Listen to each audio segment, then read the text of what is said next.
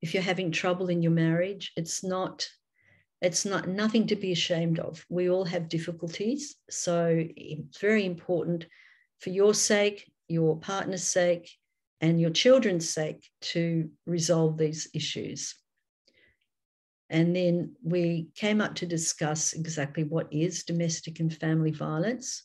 And we talked about the fact that it is actually repeated behavior. It's a pattern of intentional coercive behavior used by one partner to gain or maintain control over the other partner. And it's not because the person engendering that violence has an anger management problem. If it was an anger management problem, they'd also be displaying the anger in their workplace. But if it's only just kept for the home, then we can understand that's domestic and family violence. So it's important to keep that in mind. What's the difference between conflict and domestic abuse? And it's pretty clear when it's just a conflict in the marriage, you're having a debate over this or a heated discussion over that, but there's no psychological abuse, no financial abuse, no spiritual abuse, no physical abuse, just that you're having a bit of an argument. And try and remember, don't yell. The argument then becomes calm. And if you have consistent problems, as I said, please, please seek professional help. And we talked about the effect that it has on children, how it can actually affect how they behave in the future. It's very important. It can have a very long-lasting effect on the children, particularly depending on how long they've been subjected to witnessing this domestic violence. We talked about, is there increased tolerance due to cultural differences in some cultures or in certain ethnicities? Sometimes domestic and family violence is woven more seamlessly into the fabric of that society. In ISKCON, it is not acceptable. We have, as I said, those resolutions preventing that kind of behaviour. And we talked about how that violence damages the social, health, and economic fabric of our communities. It threatens our faith, and it creates dysfunctional patterns for future generations, for our kids. So then we went on to how the most vulnerable are affected. And then we came to what is domestic and family violence. If someone could put that up on the screen for me, and it's the table where it has what is D and FV, and it has physical abuse, sexual abuse, and verbal abuse. Yeah, it's on the screen. Thank you so much. Thank you. So whether you're a young person or an older person, we discussed this. This was our last slide, our ending slide for part one. So it's important to evaluate whether your relationship continues to be safe and respectful. And I mentioned the point in part one that actually often violence in the home does not explode immediately, but it's a slow, or can be a slow process where the abuser is testing the waters. So we referred to it last session that it's nipping it in the bud. So in question time, we had a really great example of that where the person said that when her mother was a young married woman, and her husband displayed, that is her dad, her husband had displayed some, anger and got very annoyed with her, and I think broke the plate or something. And she immediately called him out on it and said, if you behave like that again, I'm leaving. And then he never behaved like that ever again. So it's important that we can nip it in the bud when it starts early, because often there's a testing of the waters. And if they can get away with one thing, they'll get away with more, and it becomes a dangerous situation. So then if you go on to the next slide, there's it's a bit more of a delicate matter, but it's the sexual aspects of domestic violence. So it's actually a crime in Australia that there's any forced sex in a marriage. So marital rape, it's called marital rape, was criminalised in all Australian jurisdictions. So that's very, very important. And it's anything to do with that, such as unwanted or forced sexual behaviour without your consent, being made to feel guilty for saying no to sex life initiated by your partner. So these are all the sexual aspects of domestic violence, and they are that it is a criminal act, marital rape. So that's very important to keep that in mind. It's a delicate subject. So if we go on to the next slide, there's other kinds of abuse.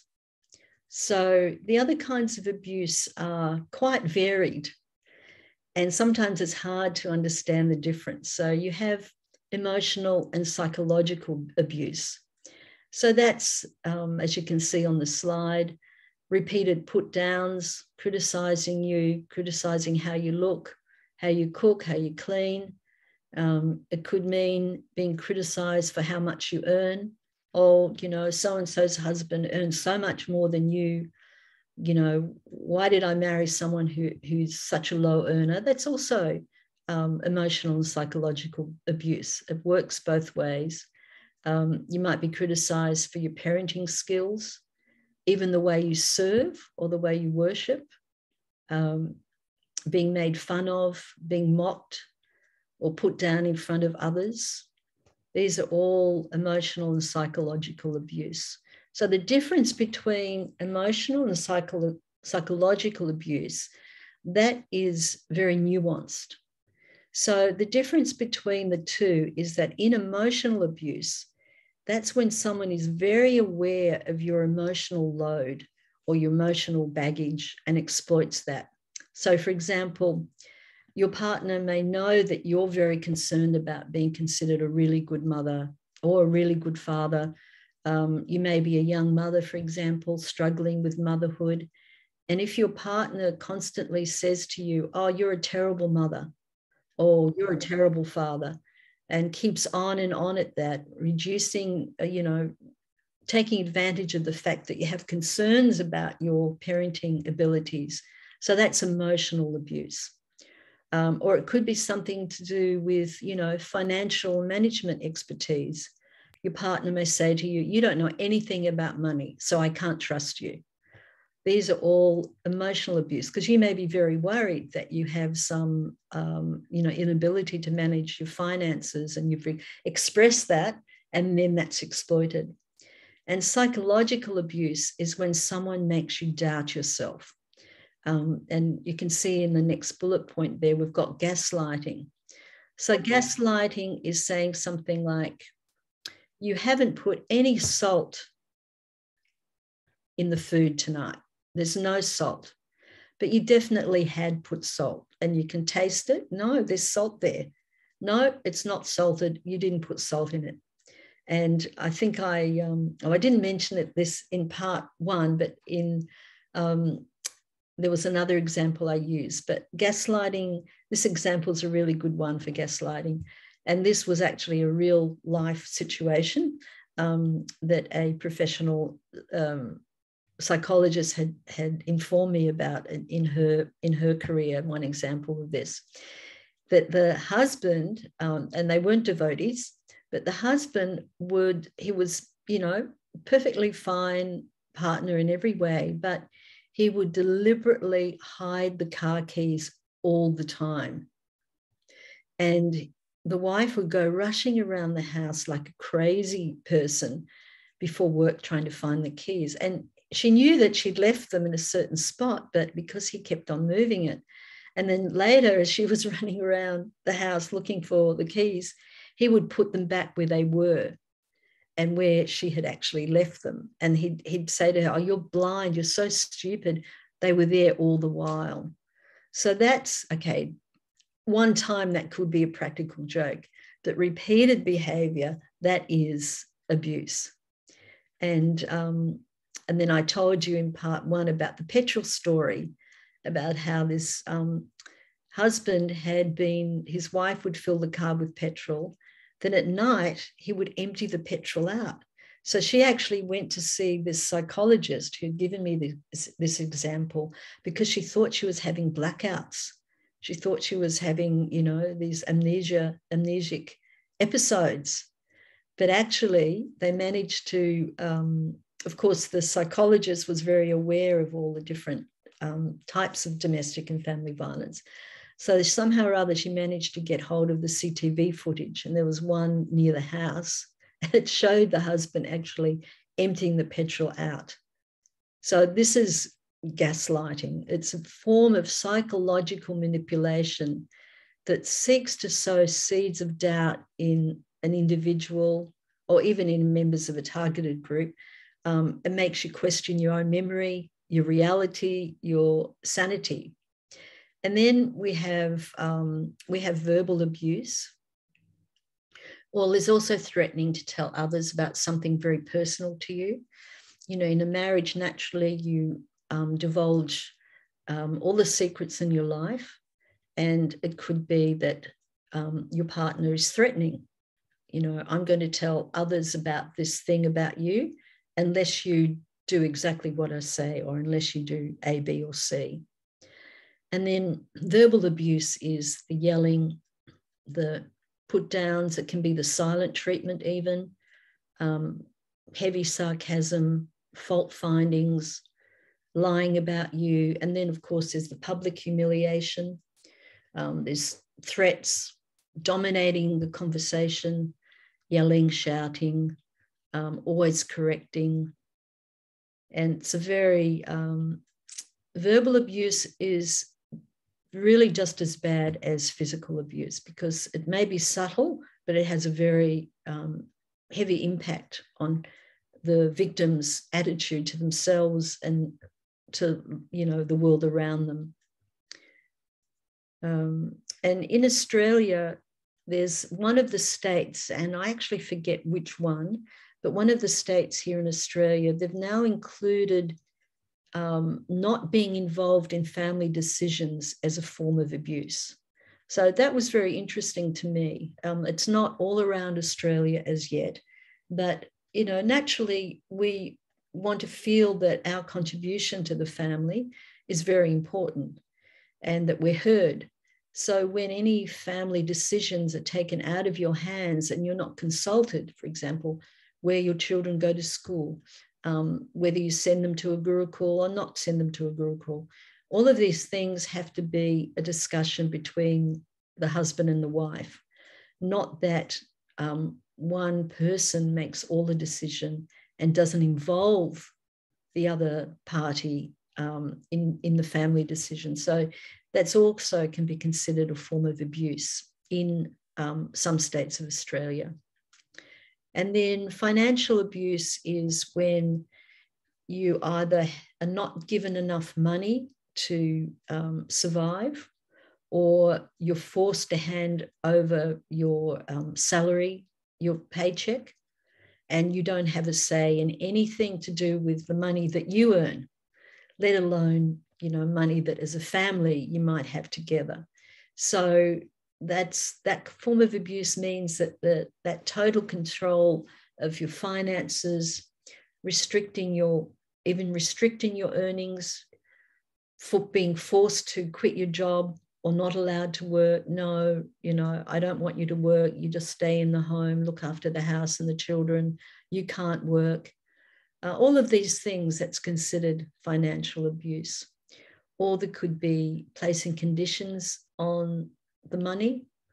And of course, financial abuse can extend to the abuser, for example, not applicable in our society, where gambling is one of the rules that we follow, rather no gambling, but someone could be gambling the joint family money. They can take total control of how much you spend, in the household, restricting you from getting things that you need for your family. It may be concealing assets that you don't know about, and they're concealing it from you. That's financial abuse. And they may not allow you to buy things for yourself.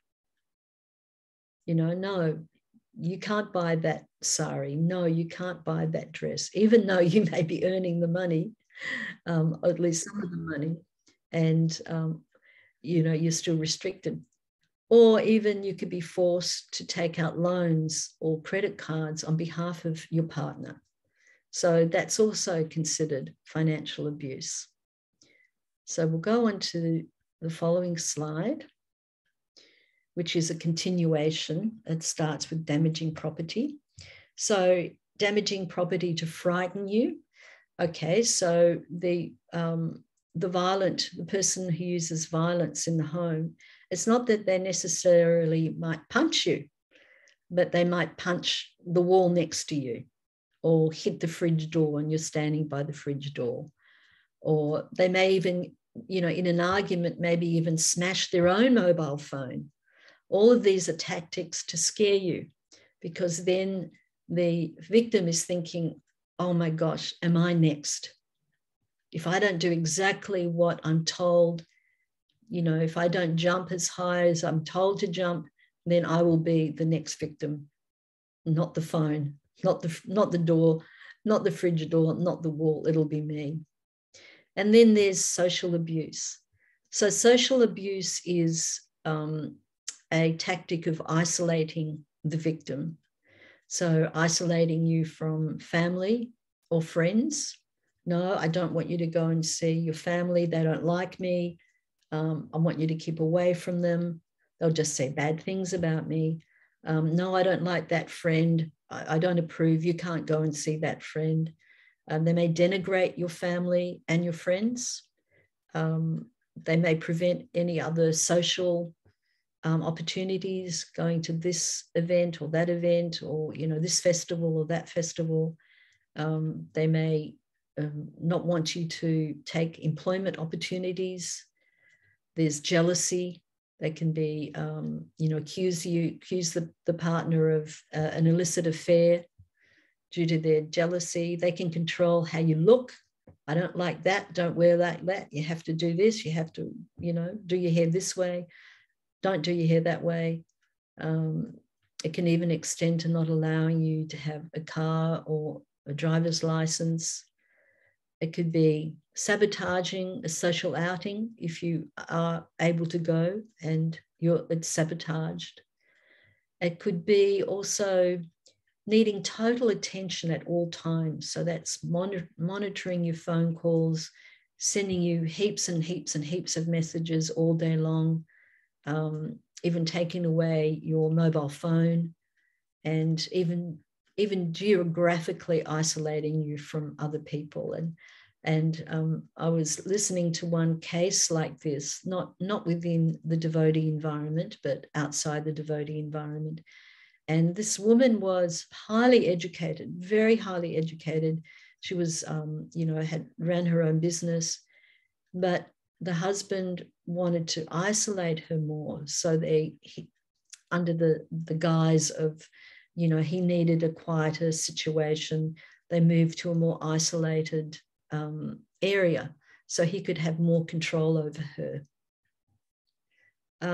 There's stalking. Now, stalking is more applicable after a separation. So if there's not, the couple are not able to reconcile the differences, domestic and family violence still continues. And, you know, that's a dangerous time when the partner says, I'm leaving. Sometimes they have to leave by stealth.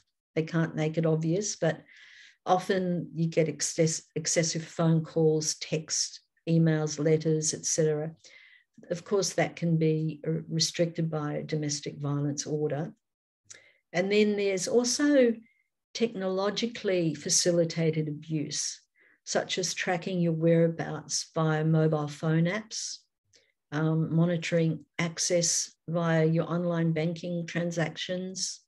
It can be threats on social media, threats to share intimate photos, perhaps limiting your access to technology. No, you can't use the internet. No, you can't be on social media. And even getting other people, their friends, to threaten you, or they can also post false information on the internet. And then cyber abuse is very typical of what I was just saying: stalking Facebook accounts, denigrating remarks. And then there's a very interesting one, the spiritual and cultural abuse. So spiritual abuse is either denying your choices, and you can read some more information there on the slide, but demanding you take on their beliefs or misuse their cultural, religious beliefs to justify their behaviors. And that can often happen where the wife might be told, for example, well, you're less intelligent.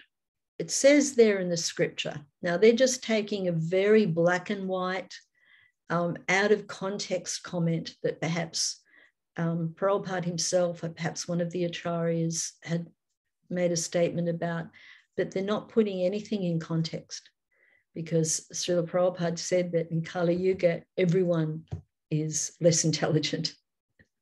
So it's a bit like calling the coal, calling the kettle black.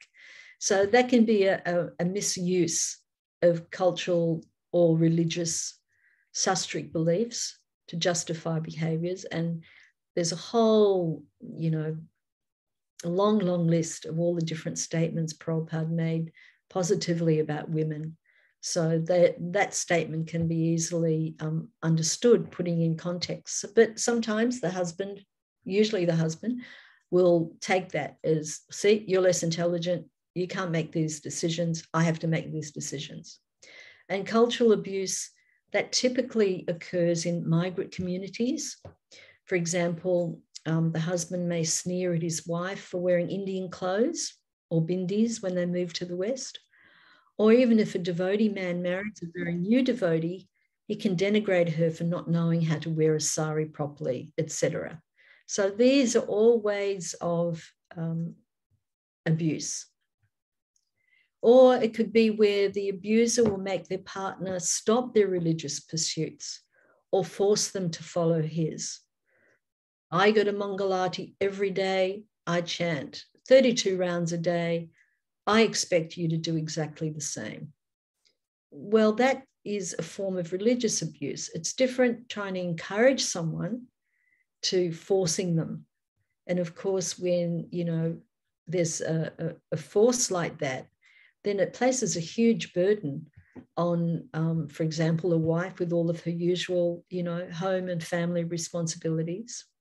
So it's very important that, we understand that. And Chanaka Pandit, who Prabhupada would quote sometimes, but Prabhupada also said he was a social commentator. He wasn't actually an acharya. He just was, expert at politics, and he was a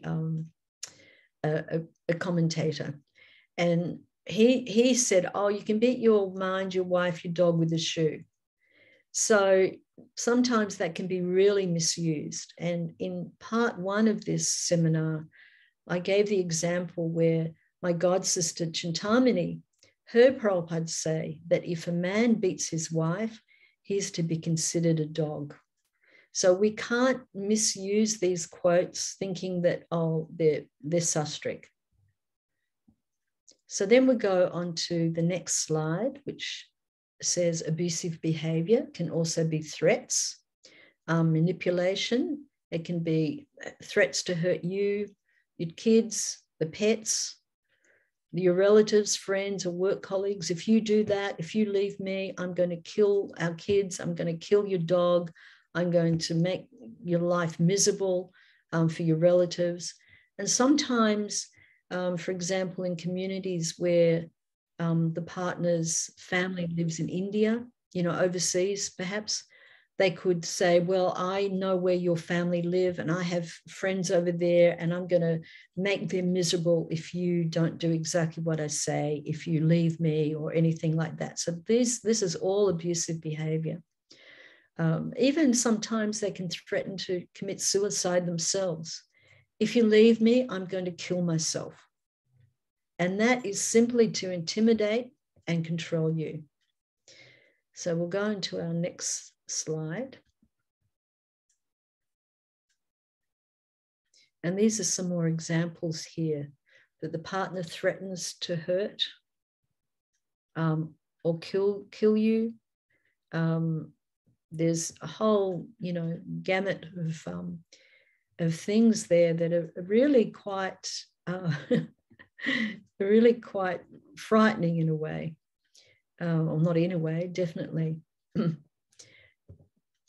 They include intimidating actions. I mentioned that a few minutes ago about smashing or throwing items around the house, forcing a partner to have sexual interactions with them.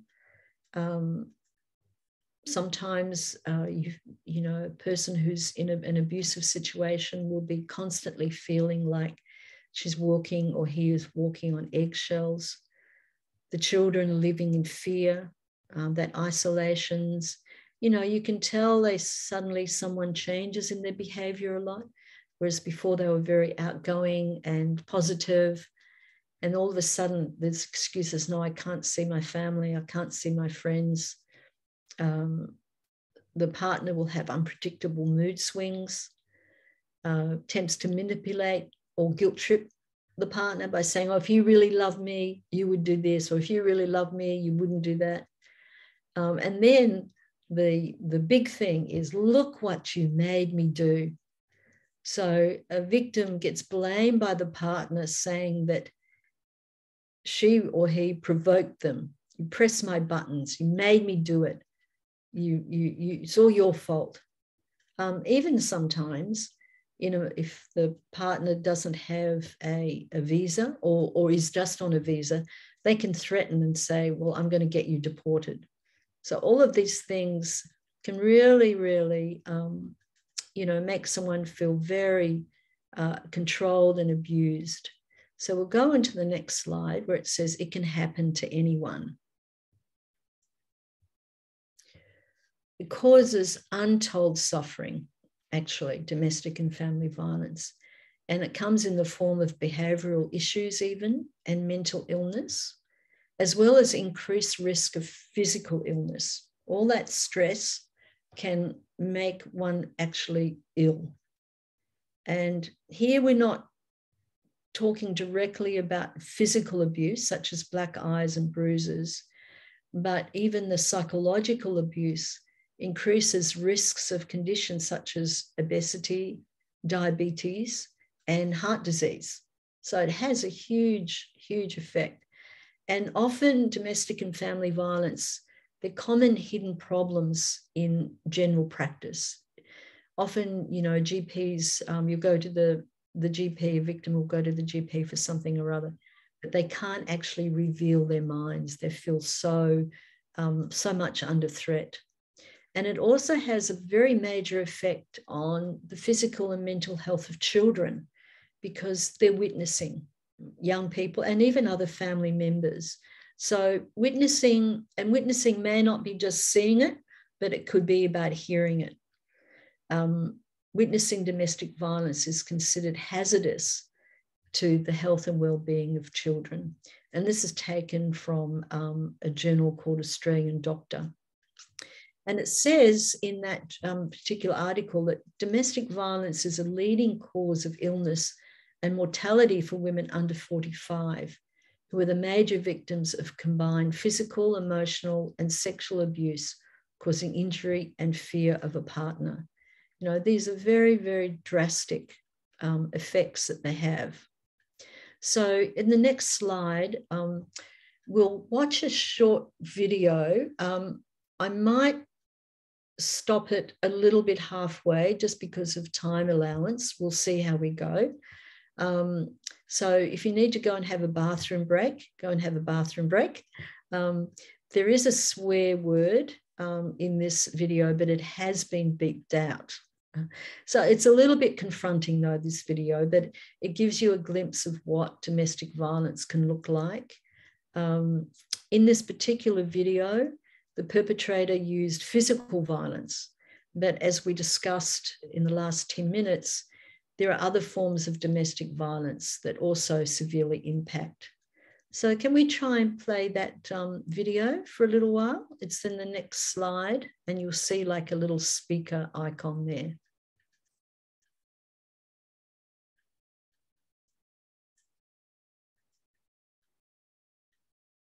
If it's not playing, just let me know and we can skip over that.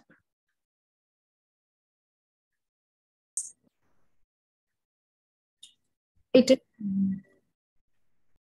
Can everyone hear it?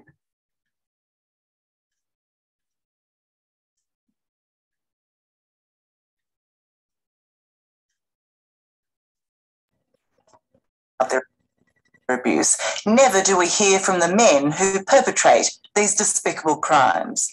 But tonight, a wife basher sits down to confess. You know, there's always three sides to a story, Tara. I'm sure you're smart enough to know that. Mine, hers, And the truth. Yeah, and I don't feel like I'm getting the truth from you. Admitting you beat your wife isn't easy, nor should it be. You know, I loved her all my life.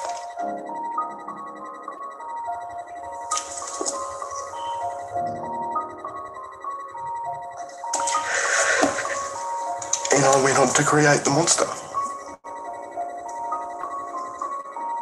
At the start of every morning, I would wake with dread about what was going to happen. Hundreds of thousands of Australian women suffer at the hands of the men who are supposed to love them. And get used to being hit. No, not at all. Two women on what should have been the happiest day of their lives. Angela Ivankovich and Sharon Schmidt. But when they said, I do, they were about to become not wives, but victims. Tonight, in a rare insight, Sharon's former husband, Steve Stainer, tries to put words to his abominable actions. It takes a lot of courage to sit here and admit, I beat up my wife. Why have you decided to do that? I don't know if courage is the right word, but you know, something that I felt that I had to do. I think to send a message to other fellas, you know, to stop and have a look at yourself. As you sit here now, you're still quite capable of flaring up and hitting out. I think so. I think that you know, everybody's capable of it. How many times did he try to kill you?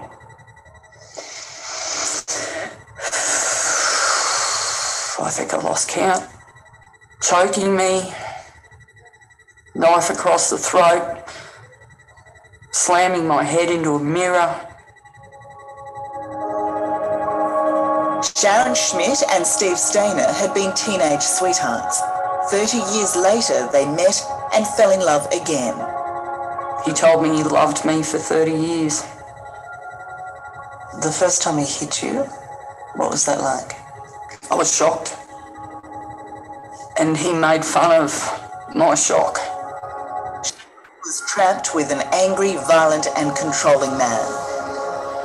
This phone video, filmed by Sharon's son, shows Steve throwing her to the ground, but this is Steve's explanation. Yeah, I tried to give her a hug. She didn't want that. Were you really trying to hug her? Well, I tried to, like I said, I tried to hug her. She resisted that. You didn't throw her to the ground? Well, that's debatable, you know. No, I don't believe I did, but did I?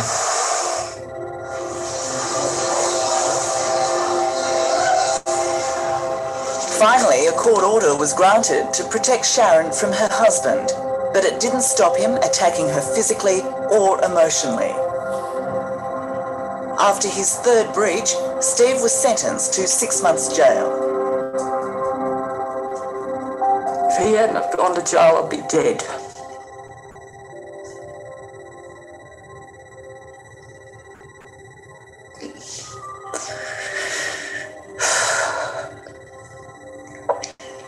So you didn't marry your childhood sweetheart?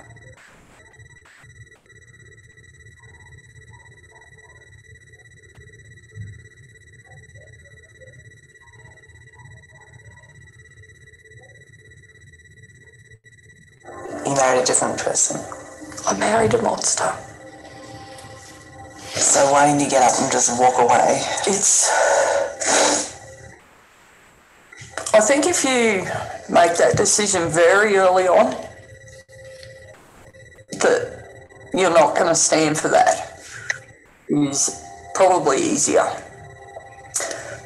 The longer it goes on, the more dangerous it gets. It is safer to stay with them because you know where they are and you feel confident in the fact that they know where you are. You're not going to upset them by them not knowing where you are. What were those days like for you? It was horrible. From all different walks.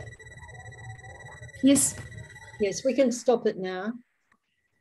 It goes on to show another case, but you know it's very confronting when we look at these things. But for some people, that is the way their life is. So if we could go on to the next slide where it has the cycle of violence. And in 1979, Dr. Lenore Walker, she developed a cycle of violence model to describe a common pattern in which violence builds. So you can see there's the explosive behavior, you know, the peak of violence. And then it's followed by a period of remorse and promises to change. I'll never do that again. I love you. I only did it because I love you. Please come back or please stay. And then gradually it leads back into a building of tension. So you have that kind of honeymoon, the remorse, and then that honeymoon period. And then slowly the tensions build. The abuse again increases.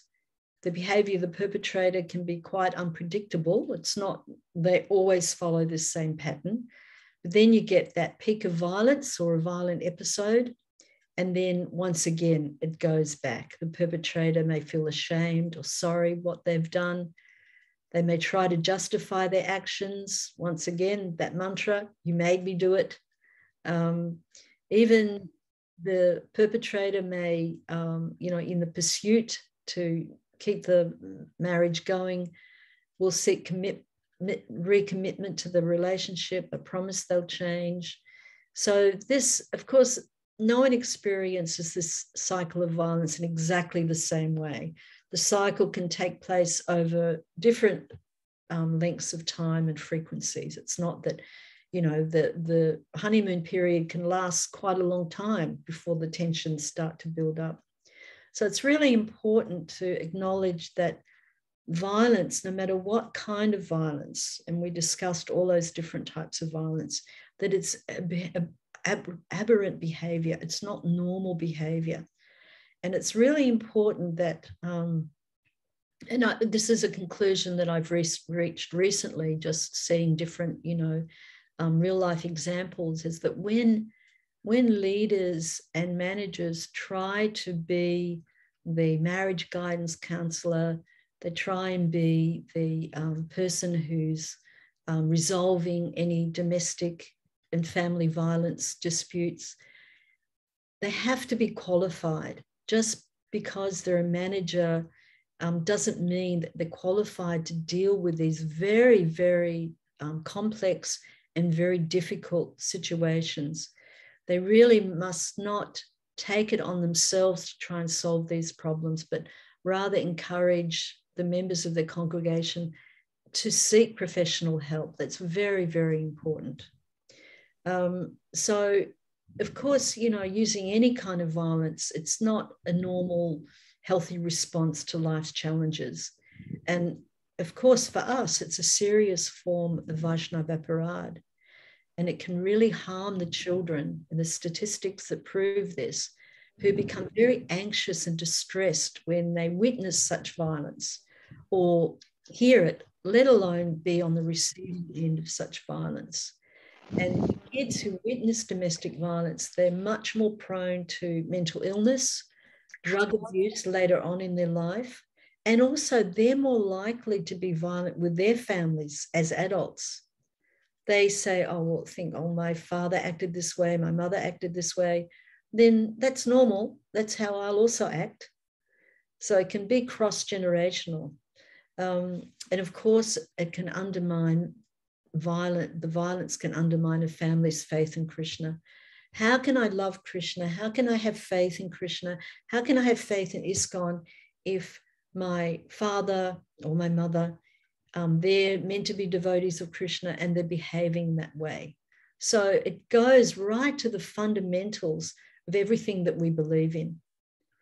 And, you know, we also have to understand that domestic and family violence can result in the killing of a victim.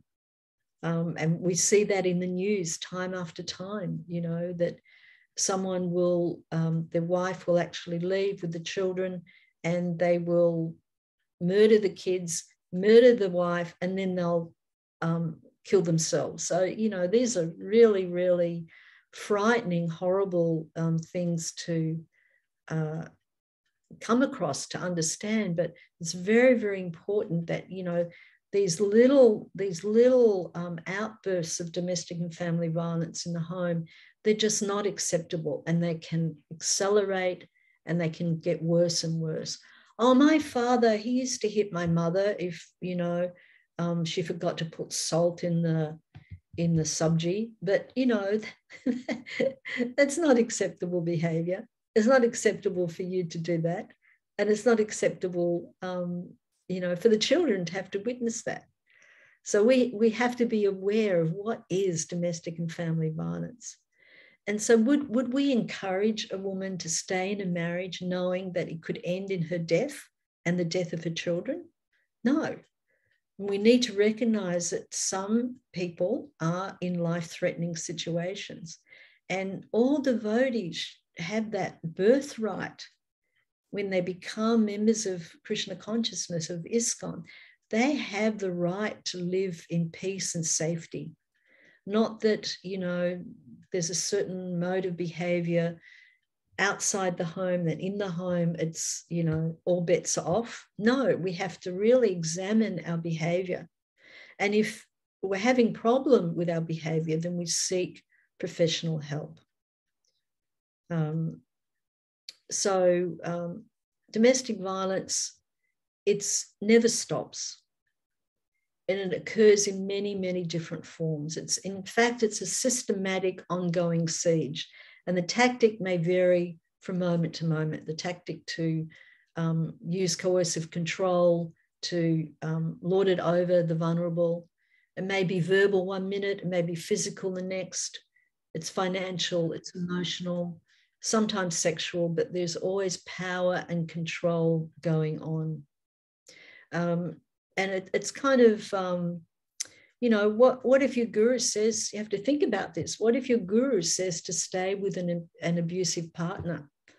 What do you do? And I'd like everyone just to quickly write in the chat, what if your guru says to you, stay with your abusive partner? What would you do? Can everyone just take a minute to quickly put in, yes, I would do what he says. No, I wouldn't. I'll just give you a minute to do that.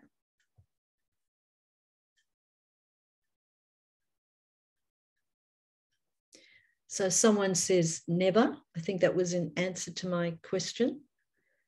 Someone else says no, I wouldn't. Anyone else like to say something?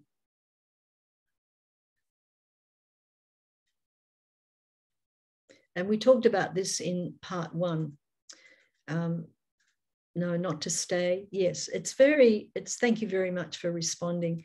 It's very important that we understand, of course, the spiritual master says there's a rope and it's a snake, you know, it's given, that example is given in the Sastra, we'll go, okay, it's a snake. If the guru points to a snake and says that's a rope, we go, oh yes, that's a rope. So that example is used to help us understand that the spiritual master's spiritual advice is very important. But the guru who says, just leave, you know, if your marriage becomes very abusive, leave your husband for a while.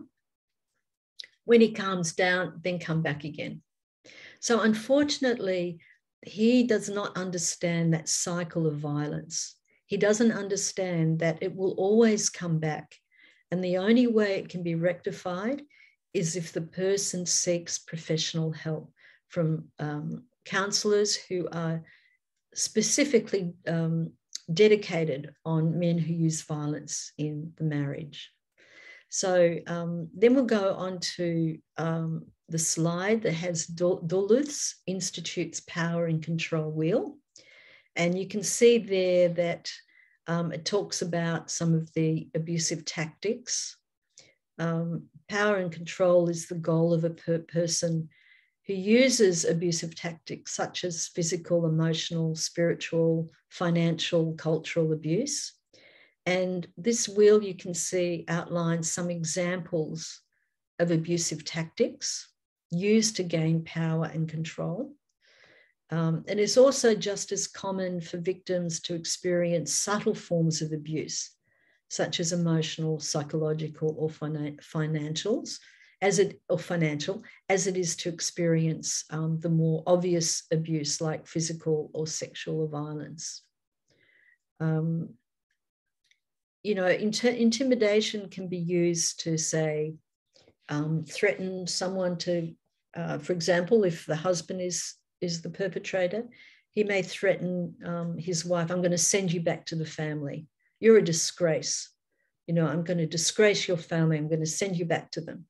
Or they could destroy her belongings. You know, could, and I mentioned this just before, he could tell her that he has connections in her home state, her home area, and make her afraid also by using looks, actions, gestures, hurting the pets, displaying weapons. There was one lady who was actually, it was a TED talk, and she was saying she came from a very, you know, high socioeconomic background, and her husband used to daily hold a gun to her head. Of course, it was America, and in America, guns are a lot more easier to maintain.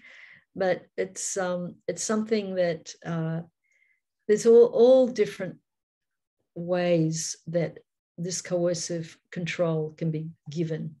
So if we'll go on to the next slide. And I mentioned this in part one, this stop it at the start or nip it in the bud. So you watch out for early signs, because domestic and family violence is a progressive tactic.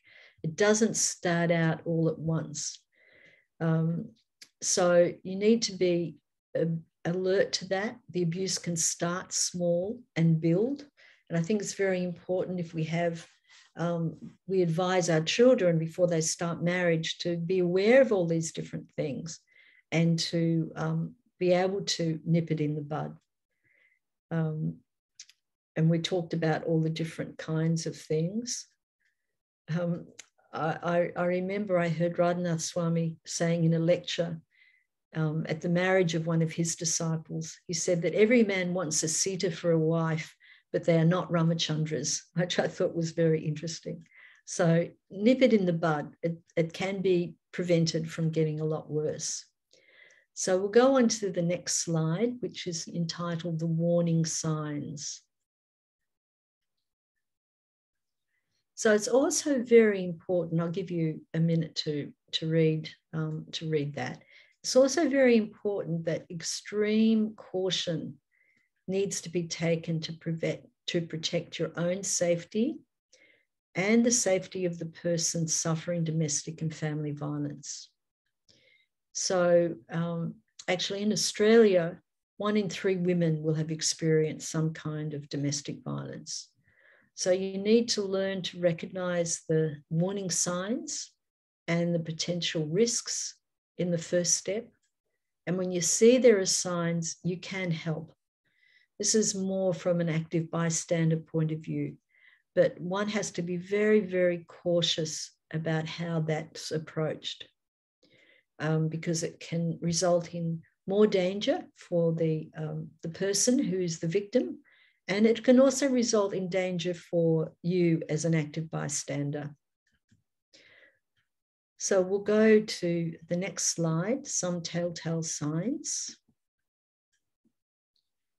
Okay, so as friends of devotees, you may have friends, hopefully you do have friends, for temple authorities and community members also.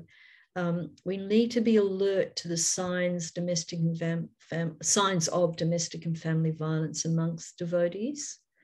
So if there's something that we see that is really troubling us, perhaps the behavior or personality of the devotee noticeably changes. So maybe being very enthusiastic, outgoing, and suddenly they're very subdued, they're very fearful, they don't come very much to the temple. Of course, are there visible physical marks? Any bruising or anything like that? Does their partner seem very possessive or overprotective? We had an example recently of not domestic violence, but Will Smith getting very protective for his wife when he slapped the person comparing the Oscars, which I didn't see, but anyway, that's not domestic violence, but he was being very overprotective. Are you aware perhaps if your friend or a member of your congregation is prevented from having access to money or any other material goods? There's just some ways that we can tell. And if we'll go on to the next slide, which is a circular graph. So there's, with active bystander, being an active bystander, what can you do? Of course, there's neighbourhood intervention. So if the next door neighbour hears shouting and crying and screaming, they can call the police, obviously. But it is a very delicate and sensitive issue. And as devotees, we need to think, okay, what should we do? So in this graph here, of course, the victim is encouraged to seek professional help. Don't let your partner know you are seeking help. And in one of the courses that I attended over the years, I've attended many courses on domestic and family violence to understand this subject better, so I can pass that on to other devotees. And in this particular workshop, it was very interesting that, they have, for example, the different helplines that are available on the internet. They have a little section on their homepage or on all of the pages that has quick exit. So if someone is a victim of domestic violence and they want to have a look, and their abuser comes back home unexpectedly, they can quickly click that button and it just goes to some, innocuous thing. Even they have places, for example, in the big cities where it's even in a shopping centre, they'll have an organisation that helps women to seek help in a very subtle and non-obvious way, because sometimes an abuser may even have a GPS tracker on the person's car. And if they go, well, where were you? What were you doing there? It's, oh, well, I was at the shopping mall, and it is in a shopping mall. And then there's cards, there's actually business cards that will have a secret little pocket where the number of the refugees or the helpline is. So all of these are there for a very, very good reason, and that's for safety. So it's very, very important. So for a person who is a victim of domestic and family violence, the most dangerous time is when you tell your partner you are leaving or after you leave. So if you're in a very violent situation, you really need to ring one of these wonderful organizations and get advice so that you can exit safely, if you have to exit safely. So, and if you see someone who you believe is a victim of domestic violence, you don't march up to them. You have to have a relationship with them, but you could inform the police. You could say, I have serious concerns about this particular family, especially where children are involved. There's mandatory reporting. Or you can go to the temple authorities and say, look, I'm really worried about, this devotee. Can you look into it in a, very, very careful, subtle way to make sure that they're safe? And I've known one situation where I didn't know this devotee had been abused. Actually, was over the years, these different cases come to me. And she had been in an abusive marriage for, terribly abusive marriage, devotee, for 12 years. And no one knew because she had felt such a stigma about, making it obvious that she just suffered this for so many years. And it's really just so heartbreaking when you learn that devotees have been suffering this way. So what can we do as bystanders? So we can create awareness. So this is the purpose of this seminar, Harmony in the Home, is to create awareness for ourselves, awareness for others.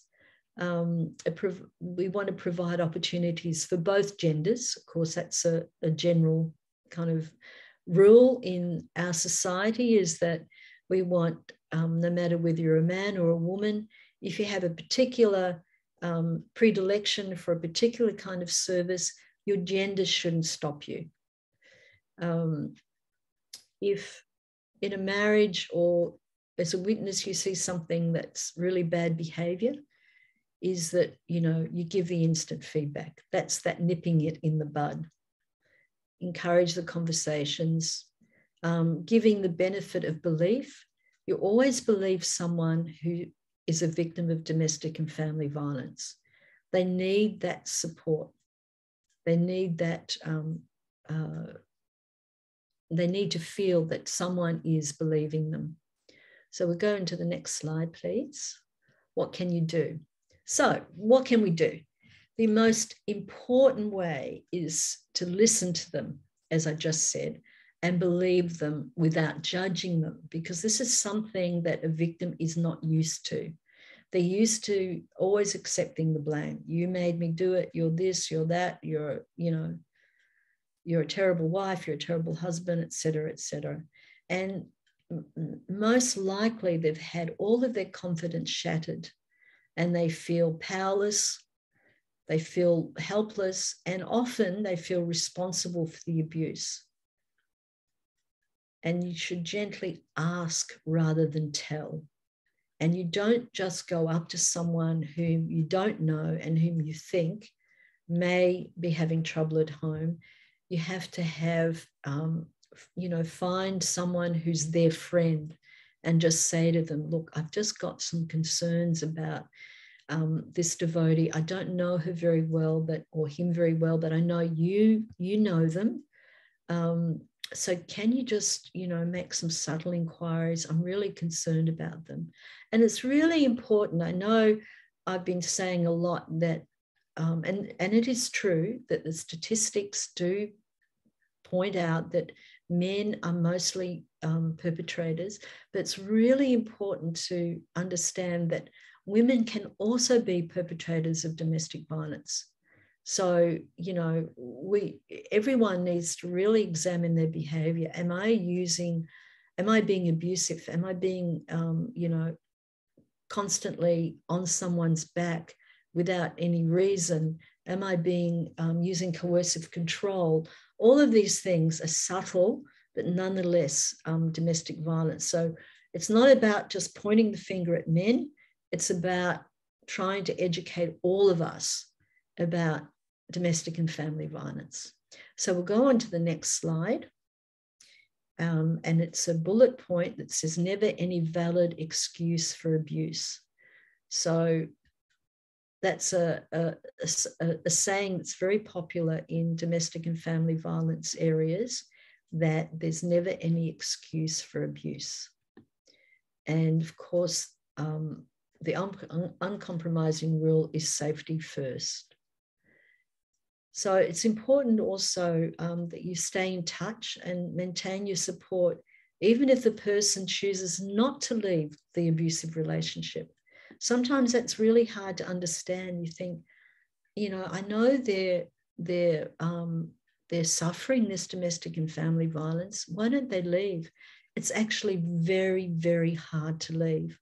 And according to current statistics, it can take a victim 7 times before they can actually leave if the relationship continues like that. So even if the person, you may know someone who is in a domestically violent relationship that they don't want to leave, but it's very important you don't reject them, because we're not in their place.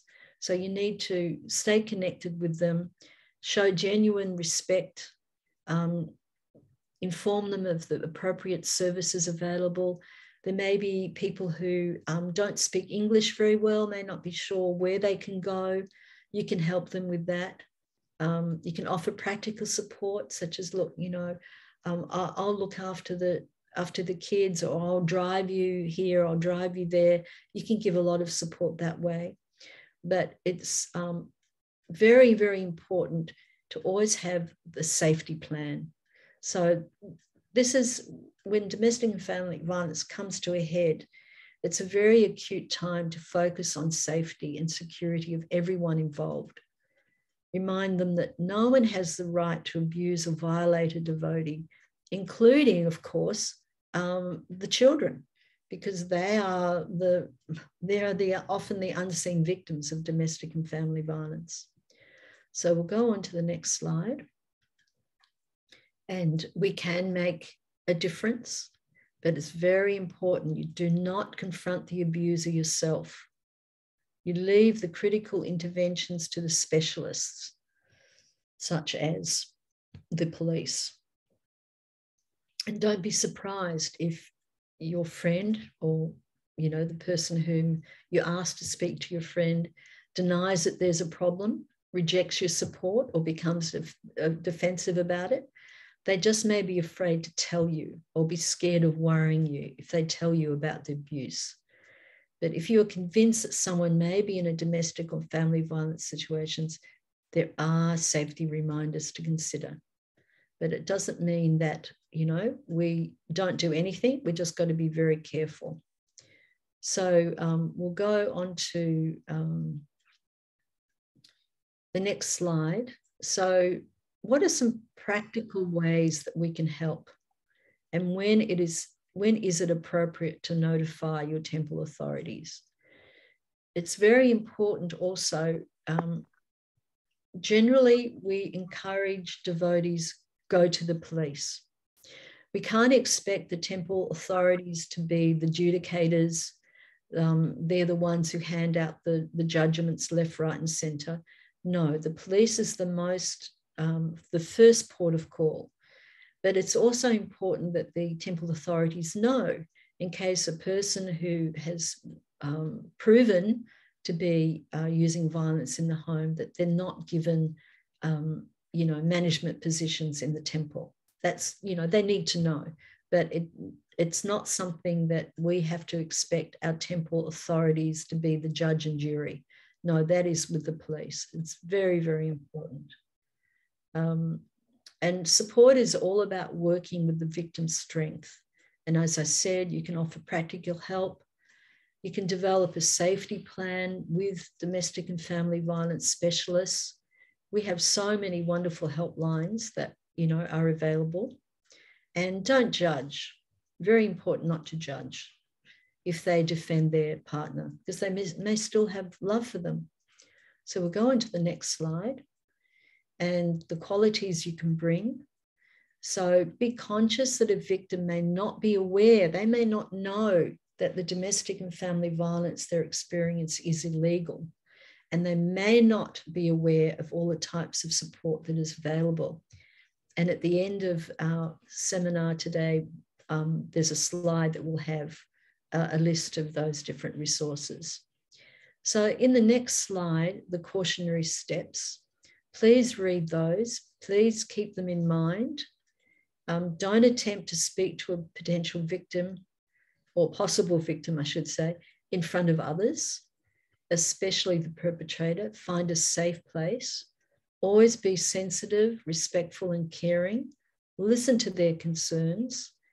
Respect the other's decision. If the timing not be right for them to leave, or it may be difficult for them to talk about the situation, and always focus on the safety, the children's, your own safety, and of course the victim. And in the next slide, we can say to them, I'm really concerned about your safety. Are you safe at home? So any domestic and family violence helpline, the first thing they say to you is, are you safe? It's very, very important. And if you believe that either their life or their children's lives might be in immediate danger, please contact the police and domestic and family violence services. And of course, you can, reassure them that you're willing to support them in whatever way practical, but your safety is also paramount. So we also need to understand that under the child safe standards, we are obligated to report anything we have reasonable grounds to believe is potentially causing any child significant risk, and exposure to family violence is included as a reportable offence. So if you're certain and you know that there's domestic violence in the home and a child is there or children are there, we're obligated to report it. We have to report it, and you report that to the child services department, or you call the police and they will put you onto the right thing. So the children must be protected. So we're obligated to report anything we have reasonable grounds to believe is potentially causing any child significant risk. And as I said, exposure to family violence is included as a reportable offence. So if we go on to the next slide, we talk about resist blaming or judging anyone. We don't talk to the alleged abuser about behaviour, leave that to the professionals. And of course, if someone is in immediate danger, please call 000. So we'll go on to the next slide. We are getting close to our end time. So just have a very quick read of that. For devotees having conflict in the marriage, not domestic violence in the marriage, you can contact VaishnavaFamilyResources.org, and I'll copy that and put it in the chat. And that's a good resource if we're having, some problems in the marriage. So please copy and paste that somewhere. Usually the experts say that couple counselling is not an appropriate response when domestic and family violence might be involved. They need specialised counselling. And sometimes if a couple who are, if there's domestic violence in the home and the couple go to see a counsellor together, then the victim is often at risk, because if they say the truth, if they say what's going on, when they go home, they might be punished for speaking out loudly. So couple counselling, I'm all for it. It's really important. If you're having conflict in the marriage, go see professional counselling. If it's domestic and family violent abuse situation, you need specified counselling. And that, if you need more help in that direction, please let me know. So the effect on children, I'm not going to play that video because we have run out of time, and I really want to be able to give some questions, field some questions. So if you go into the slide that says children exposed to or impacted by domestic violence. It's very important to understand that their emotional, physical, behavioral, and social growth gets damaged. There's evidence that shows that domestic and family violence is often learned behavior. And I mentioned that they see how their parents behave and they think either it's acceptable or they'll behave that way themselves.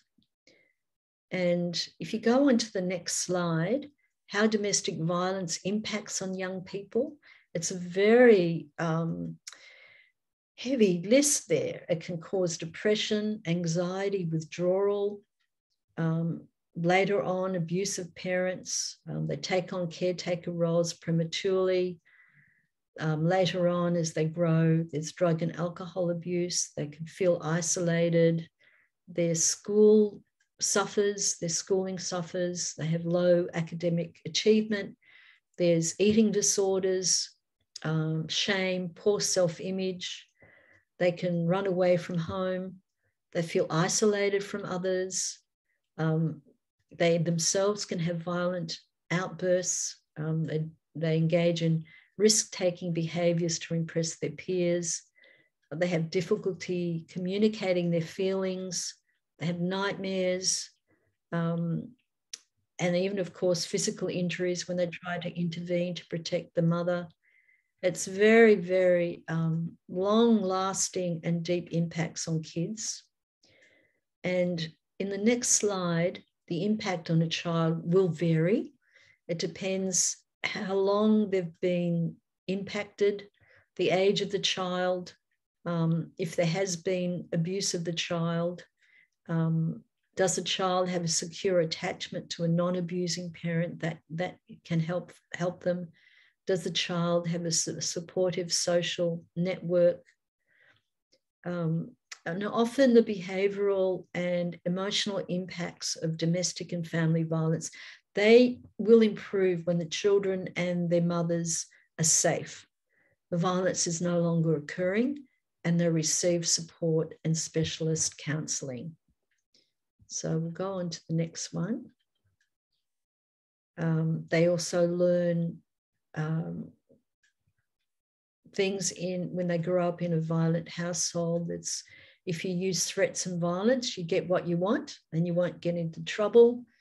They learn that unequal relationships are normal and that you must either be the victim or the perpetrator. And then, very sadly, they learn that the world is a dangerous place and no one can protect you. So we'll just watch this video, and then it's, if you go into the slide where it says video, a child's perspective on domestic and family violence, and we'll watch that, and then we've nearly finished. You might have to go 5-10 minutes over our designated end time. A child who lives with domestic violence lives in darkness. She sees things no child should see and hears things no child should hear. She struggles to separate her nightmares from reality because there's very little difference. The child who lives with domestic violence isn't afraid of the dark. She's afraid of her dad because the monster doesn't live in her closet. It's just down the hall. And when she grows up, she'll be more likely to be abused. And her brother, he'll be twice as likely to become a monster himself because that's the world they know. When a woman lives with domestic violence, she's completely devastated because the person she should be able to turn to has turned on her. And she thought he'd change once they got married, had a child, or when he got a better job. But he never did. And she's tried to make things better, but she can't make him stop. So when she locks the door at night, she's not keeping danger out, she's keeping it in. And she feels hopeless, ashamed, and completely trapped. When a woman lives with domestic violence, she hears voices. And and she feels completely alone. But she's not the only one. Maybe you don't live with domestic violence. Maybe you don't wake up every day shaking or jump every time the phone rings. But maybe you should look a little harder.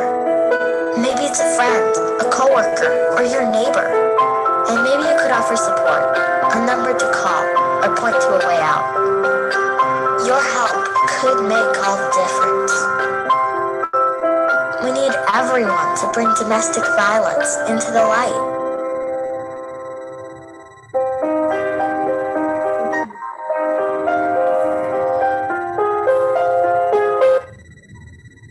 So that's a very impactful short video about effect on children. They can even get regressive behavior such as bedwetting or thumb sucking. They become withdrawn. They can become spaced out or aggressive, even self-harming or attempts at suicide. It's, failure to reach developmental milestones. These are all such, critical times in a person's life is when they're children. And if we can go on to, it's about 5 slides ahead called practicalities.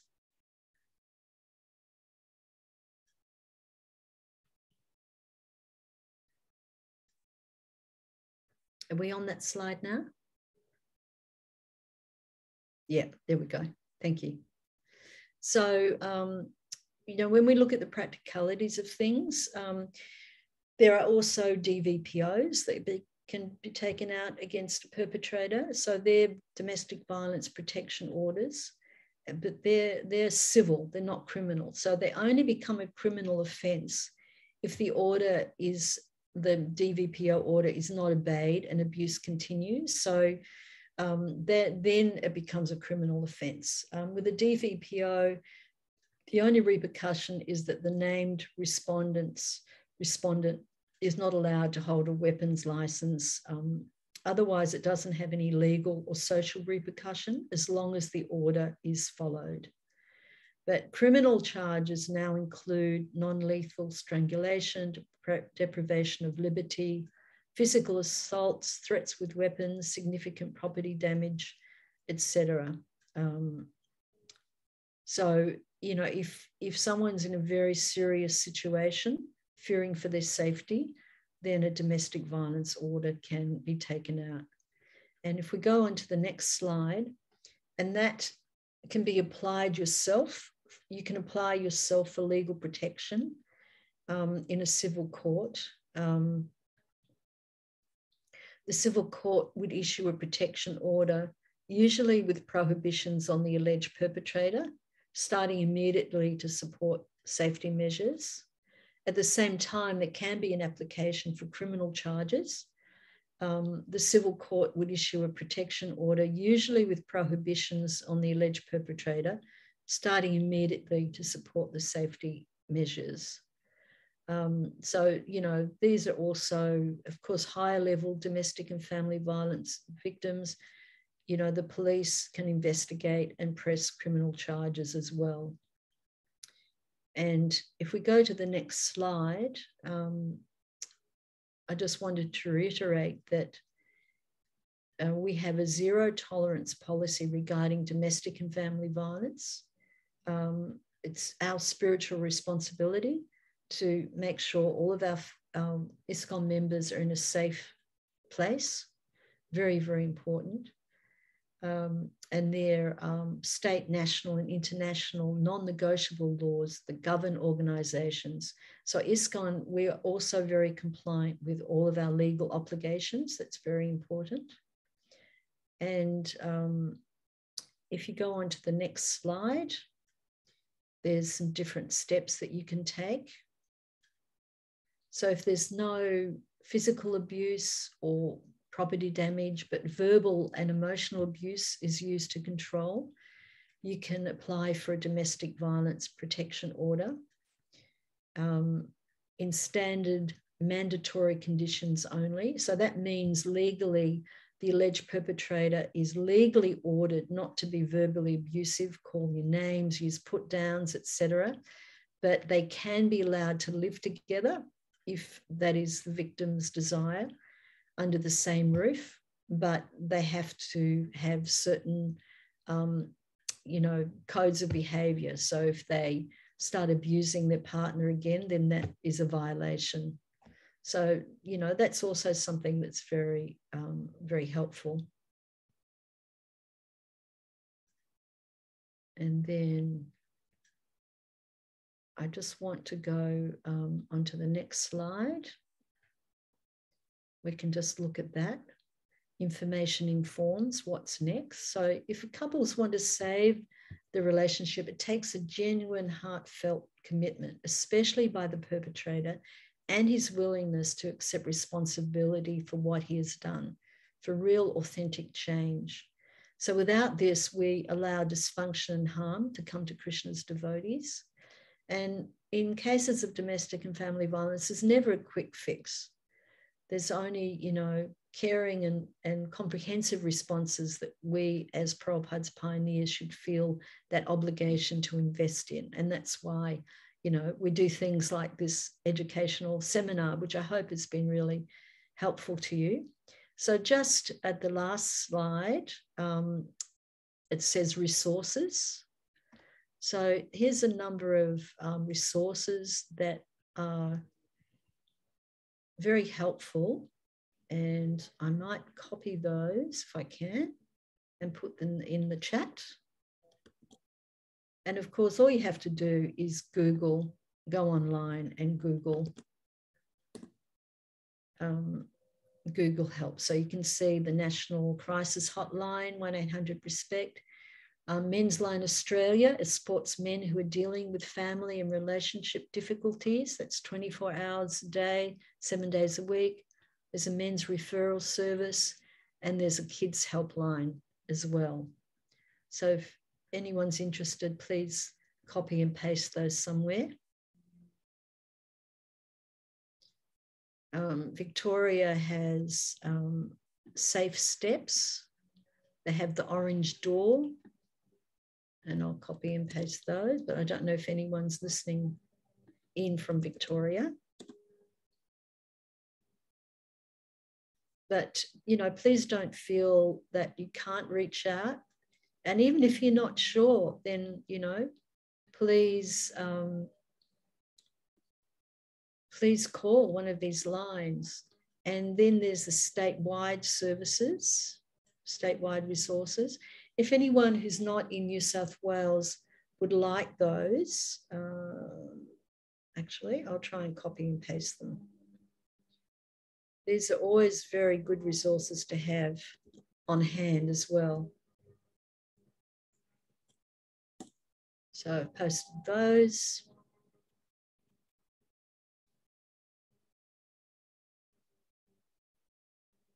And there's some further resources in the next slide, and I will post those, copy and paste them here. You may feel that you don't need them now, but you never know when you will need them for either yourself or someone else. So please do copy and paste them into a Word document and keep on hand. So in our last slide, invest in safe practices of Krishna consciousness. I want to thank you very much for your patience. I have gone a little over time, but there's so much to talk about in this area. It's really very deep and complex one. So thank you. And if this presentation has brought up questions for you that I can't answer or don't have time to answer, please seek information for expert advice. And you can also contact your local women's representatives for some help or an advice. And, we have some good counsellors on hand who can help. So it's really important that we increase our awareness about this and try and make Krishna consciousness a always joyful, wonderful situation for everyone. So if we could have some questions now, if you have any. If your questions are particularly sensitive or personal by nature, if you can go on to the last slide, which says question time. My phone number is there, so please take that down. So I don't want to answer any questions that are like deeply personal, or if you are in a domestic violence situation, please contact me privately and I'll do my best to guide you. But if we could have some general questions now. And the last slide is a beautiful slide of Srila Prabhupada. All glories to Srila Prabhupada.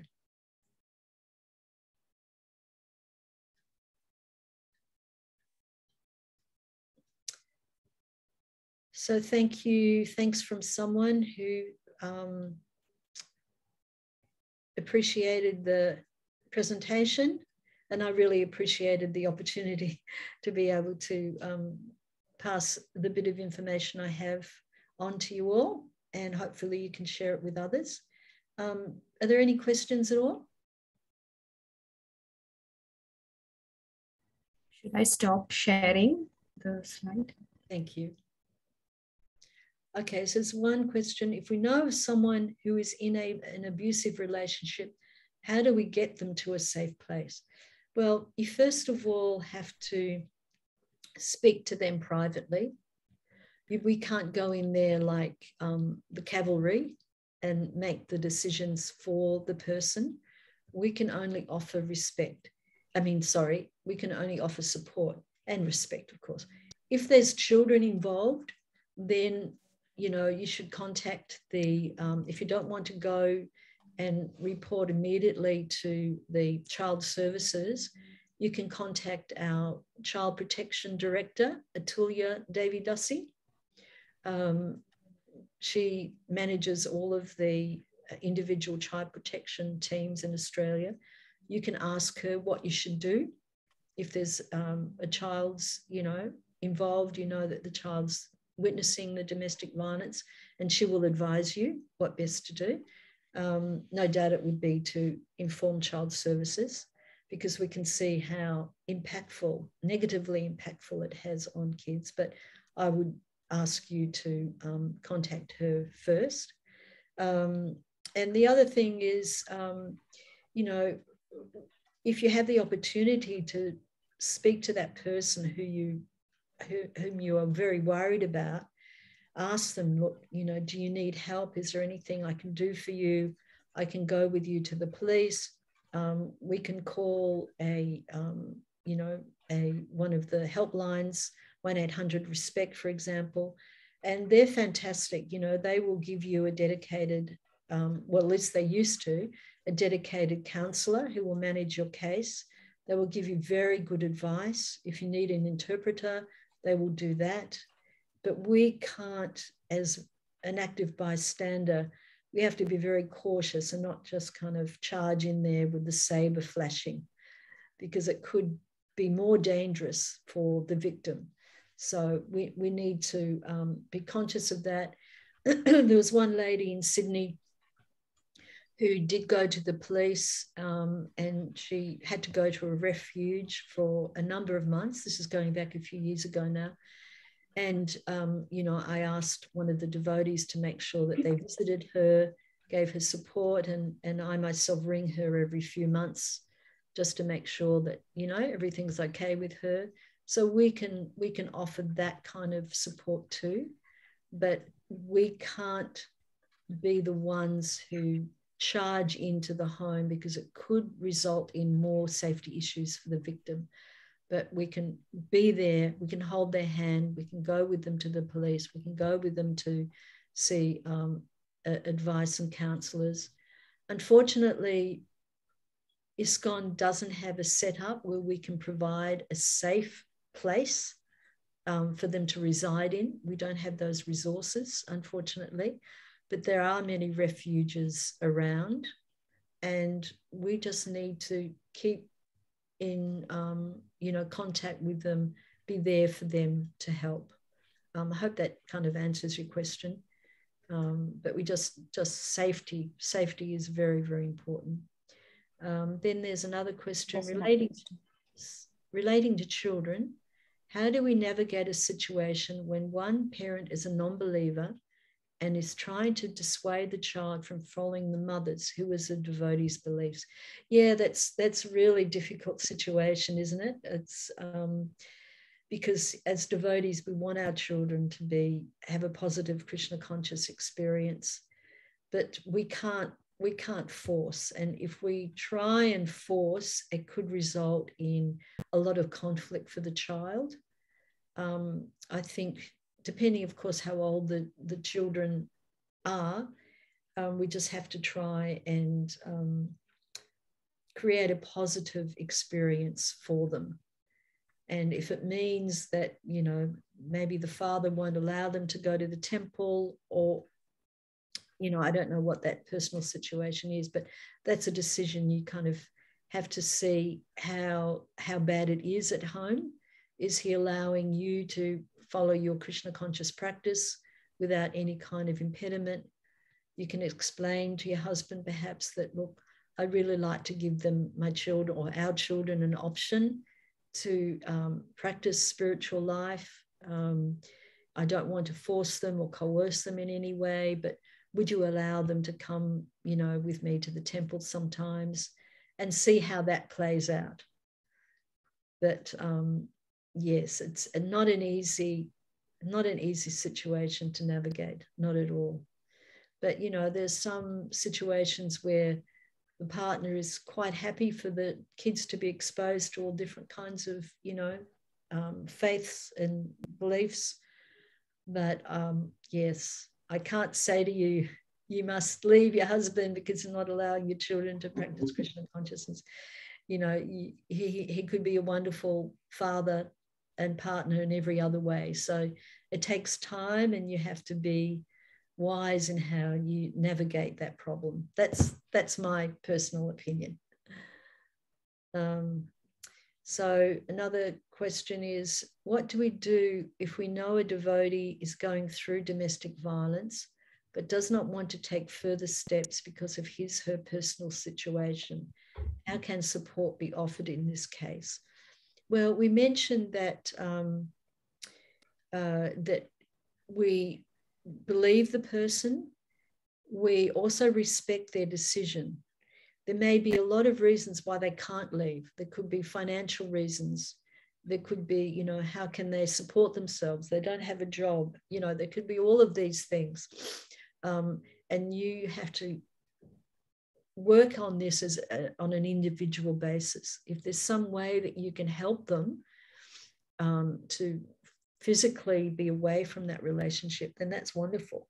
But you can also help a lot by not being judgmental, finding out, well, what can I do to help and support you? Do you need a place to stay? Do you need to find a job? Do you need help with childminding? You know, all of these things you could try and offer that support. But sometimes the victim just feels it's all too daunting and he or she can't leave. But it doesn't mean that you close the door on them and go, oh, they're idiots. They're in this abusive situation. They're not leaving. You still continue to be there, offer support, and just help in every way that you can. Janapriya, what do you think? Do you have anything else you'd like to add to that? You're on mute, Janapriya. No questions, thanks. Oh, anything you'd like to add to my answer? No, not really. I think you've completed it so well, and there's a lot of information you've given out, and for us to take in and try and put it into our lives and other people's lives. And thank you. Thank you. I just thought I might have not given a complete answer to that. Janapriya, for everyone, Krishnarupa Mataji is our local women's representative in Perth Temple. Thank you for tuning in. You. Yes, and anyone who wants to discuss anything privately, please give me a call. I'll put my phone number in there again. And you're always very welcome for a discussion. And I think we're at 12:13, so thank you for your patience in going a bit over time.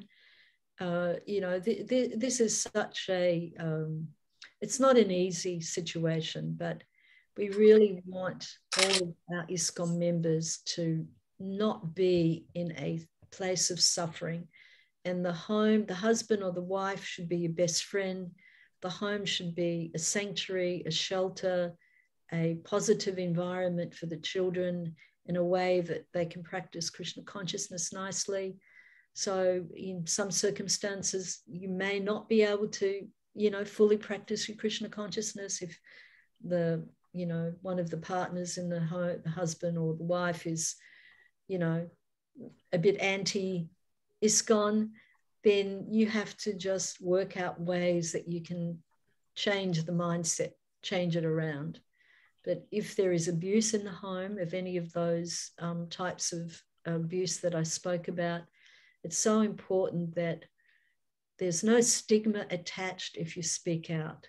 It's not that if you are a victim of domestic violence, that it's your fault. No, just reach out for help. Okay. All right. Thank you, everyone. Jai. Glories to Srila Prabhupada. Hare Krishna. Hare Krishna. Mother Krishnarupa, thank you very much for your very informative seminar, and it was so beautifully presented with real life examples, which really brought out awareness and knowledge that we all are required to have, being conscientious members of the society. Thank you, Mother, for taking the time and talking with us, and also your sharing your experiences, your examples were really practical, and they give us an insight on how relevant this topic is for us. We have recorded the sessions, and the second session would be available soon. And the first session also has had a number of hits, so just shows that even if you don't get the time today, you can always get back to the recording and listen to words of experience from Her Grace Krishnarupa Mataji. Thank you so very much for your time today. Hare Krishna. Hare Krishna. Hare Krishna.